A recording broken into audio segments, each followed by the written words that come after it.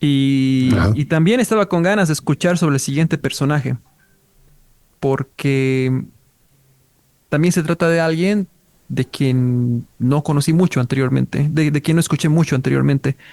Y si podemos, si nos puedes dar algunas pistas de quién es él, ¿no? A ver, ahora nos toca hablar de un cochala. Este sí es un cochala de cepa, de estas tradicionales familias cochabambinas. Eh, Precursor de las ideas federalistas en Bolivia. Si bien él nació cuando todavía el país no se había formado, precisamente él nació en 1811, todavía faltaban un par de años para la creación del país. Seguramente él vio, siendo niño, lo que es el proceso de creación del país. Eh, Me parece que es un personaje que por medio de lo que es la acción política por un lado, pero también por el manejo de las ideas, tal vez uno de los personajes políticos más relevantes que va a tener el siglo XIX.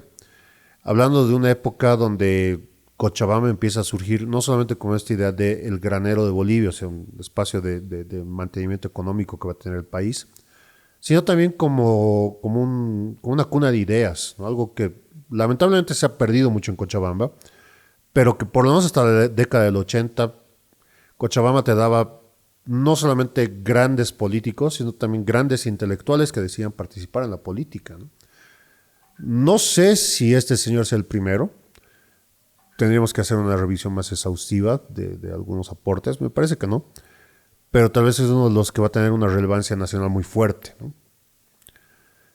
Estamos hablando de Lucas Mendoza de la Tapia. Lucas Mendoza de la Tapia va a ser un abogado, va a dedicarse principalmente al inicio de su carrera, de su carrera profesional, va a dedicarse a la docencia principalmente en la universidad en la naciente Universidad de San Simón en Cochabamba, va a ser uno de los primeros docentes bueno, después de que Santa Cruz crea la universidad en 1832, ellos se forman y se unen a este grupo de primeros profesionales bolivianos también formando otras generaciones. Además de eso, pues bueno, él va a empezar a tener relevancia en todo lo que son los debates políticos de la época. Estamos hablando de una época donde el centralismo no era tan marcado como ahora, ¿no? Había esta disyuntiva, especialmente en la época desde Santa Cruz y todo lo que va a pasar después con los caudillos, donde, como decía Alcides Arguedas, ¿no?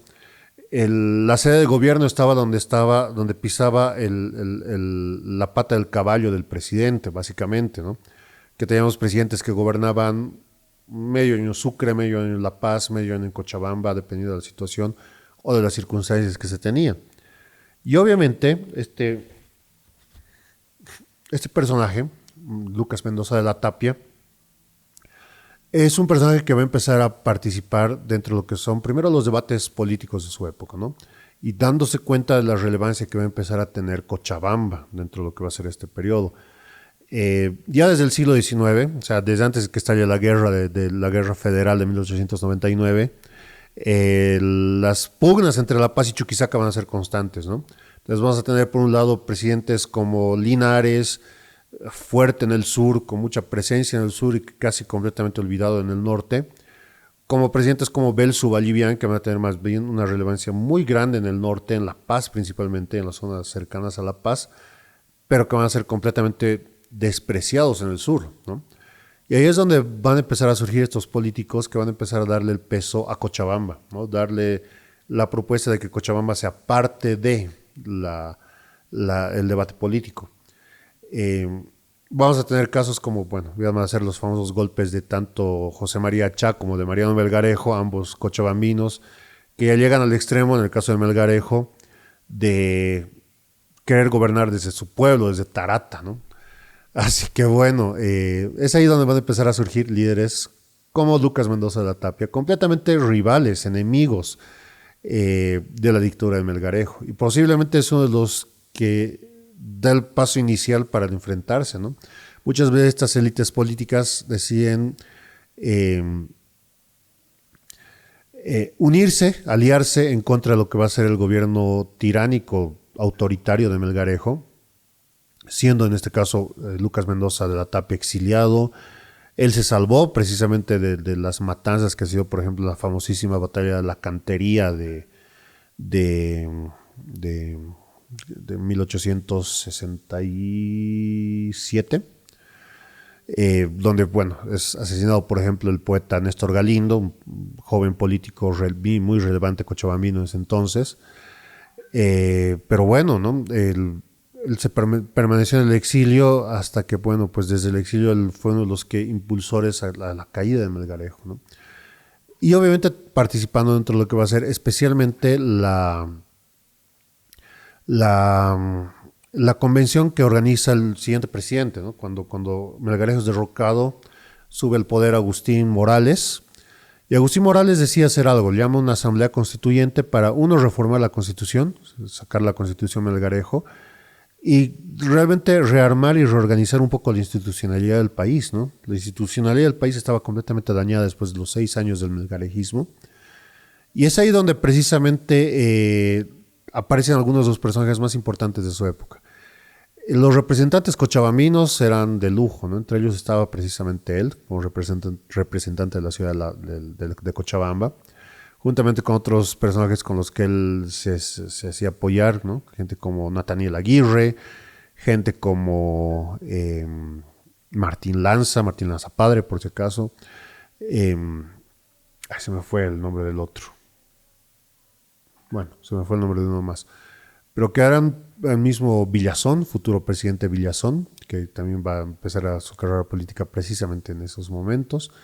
Entonces los cochabambinos van a empezar a plantear ideas mucho más serias, ¿no? Ellos son los primeros que van a empezar a plantear de una manera mucho más organizada y formal la creación de un Estado federal en Bolivia, ¿no? Un debate que se daba mucho en América Latina en ese entonces, ¿no? Precisamente hubo casos como estos, que podemos ver los casos mexicanos, argentinos, colombianos, donde precisamente las regiones pedían y luchaban por mayores derechos y mayor participación dentro de lo que eran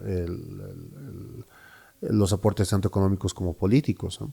Y que precisamente eran a veces olvidados o relegados por los gobiernos de turno, ¿no? Especialmente por estas ideas centralistas. Había un centralismo muy particular en la Bolivia de antes de 1899, que era nuevamente esta pugna entre Sucre y La Paz, y en donde lugares como Cochabamba o como Santa Cruz precisamente acababan relegados, ¿no? Acababan teniendo un lugar secundario, y es precisamente lo que propone Lucas Mendoza de la Tapia: federalizar el país, que el país se convierta en un estado federal y que precisamente eso le dé más participación y más aportes a Cochabamba, ¿no? Y está secundado por todos estos personajes cochabambinos de los que hablábamos, ¿no? Lamentablemente esta propuesta de la Constitución Federal es rechazada. Precisamente el centralismo, tanto paceño como chuquisaqueño y potosino, frenan este proyecto de ley. Casualmente hasta los mismos cruceños van a decidir rechazar esta ley, los cruceños que un par de añitos después van a empezar a hacer el levantamiento de Andrés Ibáñez, por ejemplo. Pero bueno, ¿no? Va a ser tal vez uno de los primeros intentos serios de buscar descentralizar el país, ¿no? Va a ser una de las primeras propuestas reales y serias, ¿no? Porque él te argumentó y te propuso una idea con un proyecto de constitución serio para precisamente tratar de lograr este objetivo. No le va a alcanzar lamentablemente la vida mucho más, él fallece en 1872, pero su legado va a ser tan importante que durante toda la década de los 70s y los 80s del siglo XIX, el grupo cochabambino, hasta la década del 90 tal vez del siglo XIX, los grupos cochabambinos federalistas van a tener una presencia en el debate político y en las ideas, en la construcción de ideas de luchar por el federalismo muy fuerte. No es casualidad que precisamente ellos después se han decidido unir a las filas de los liberales, precisamente en la famosa guerra federal, pensando precisamente de quién iban a ser parte de eso, ¿no? Gente como Nathaniel Aguirre, principalmente este famosísimo escritor, autor de Juan de la Rosa, toma la posta, básicamente es uno de los que dirige a estos grupos federales y que después va a volverse uno de los fundadores del Partido Liberal, ¿no? Juntamente con Eliodoro Camacho, con Pando, con estos personajes que, bueno, tal vez nos suenan un poco más. Y precisamente, bueno, lamentablemente a Nathaniel Aguirre tampoco le va a alcanzar mucho la vida como para, ay, perdón, como para seguir con esta lucha. Pero, pero bueno, ya va a ser una idea que después va a ser recuperada por otros personajes, ¿no?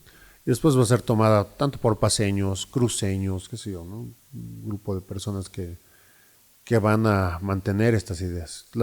Extrañamente Cochabamba va a perder muchas de esta su lucha federalista como tal, ¿no? Pero el legado de Lucas Mendoza de la Tapia me parece totalmente relevante en este sentido.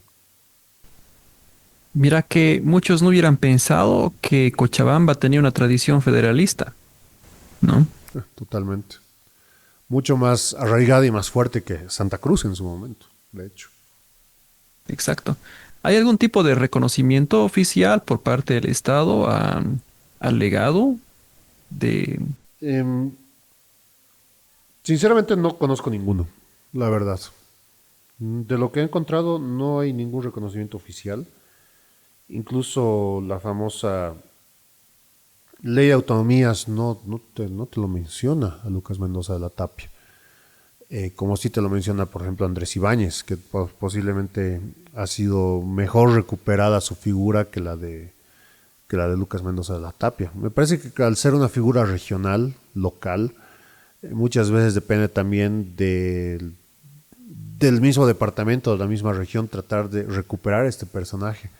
Y en ese caso me parece que los cruceños lo han hecho mucho mejor, recuperando las figuras como las de Andrés Ibáñez, que los cochabambinos recuperando figuras como las de Lucas Mendoza de la Tapia, ¿no? Y es ahí también otra vez la crítica del comienzo. Lamentablemente no sé qué pasó con Cochabamba en estos últimos años, que mucha de esta su gran intelectualidad, estos grandes aportes que han tenido a la historia de las ideas en Bolivia, bueno, pues se han estancado, se han quedado ahí, ¿no? Y precisamente no ha habido una recuperación seria de la figura de este personaje y que se quede en la mente de las personas, en las ideas de las personas.